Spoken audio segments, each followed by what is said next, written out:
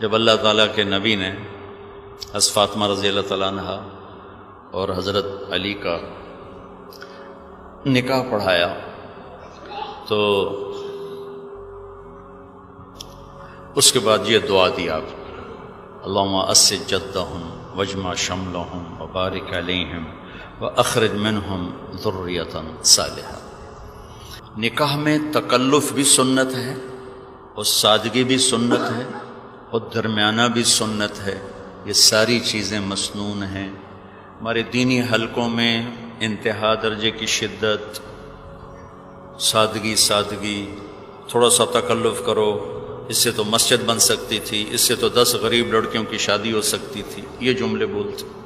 ہمارے دنیاوی حلقوں میں خرافات، لاو و لعب اور منکرات، اس کا نام شادی، وہ بھی غلط ہے، یہ بھی غلط ہے۔ میرے نبی کی زندگی میں سارے نمونے موجود ہیں۔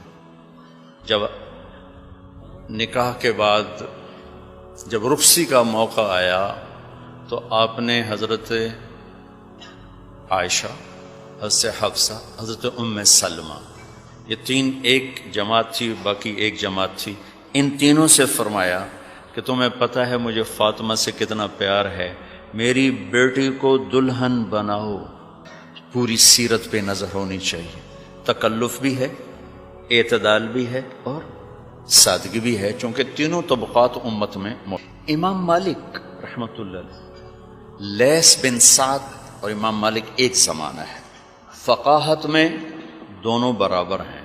نسیم میں امام مالک آگے نکل گئے کہ ان کی فقہ چلی، ان کی مصر میں ختم ہو گئی، بہت مالدار تھے، 50,000 دینار سالانہ آمدن تھی، سخیوں کے بادشاہ تھے۔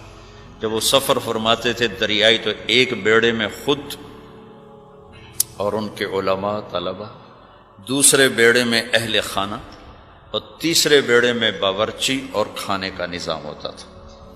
امام مالک نے خط لکھا کہ میں نے بیٹی کی شادی کرنی ہے تو اس کے لیے عصفر کی بوٹی دو جس میں کپڑے رنگین بنانے ہیں۔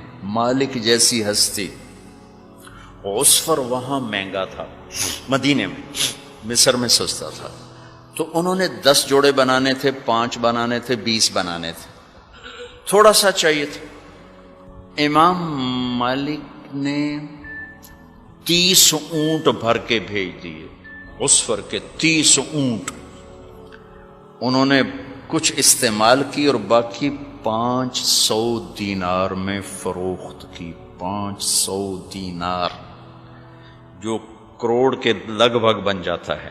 امام مالک نے اتنا اہتمام فرمایا اپنی بیٹی کی رخصتی کے لیے کہ مصر سے زعفرانی رنگ کی بوٹی منگوائی جس سے ان کو دلہن کے کپڑوں کو رنگین کرنے کے لیے، تیار کرنے کے لیے۔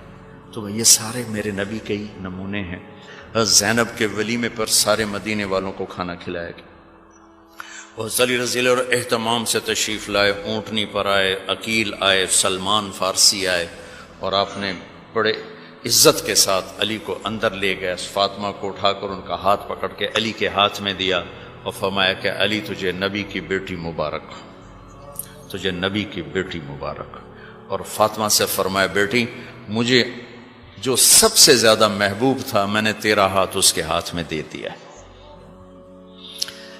تو یہ ساری چیزیں بھائیو، نہ غریب تکلف کر سکتا ہے، نہ مالدار صادق پہ آ سکتا ہے، لہذا شریعت نے سب کو راستے بتائے ہیں کہ شریعت کو سمجھنے کے لیے صرف فقہ اور سیاست اور قرآن کافی نہیں، سیرت ساتھ، سیرت میرے نبی کی، صحابہ کی سیرت، پھر جا کے ساری تصویر واضح ہوتی اور سامنے آتی۔ اللہم اسج جدہم واجمع شملہم وبارک علیہم واخرج منہم ذریۃ صالحہ۔ اللہم اسج جدہم واجمع شملہم وبارک علیہم واخرج منہم ذریۃ صالحہ۔ اللہم اسج جدہم واجمع شملہم وبارک علیہم واخرج منہم ذریۃ صالحہ۔ اللہم الف بین قلوبہم واصلحہم واصلح ذات بینہم۔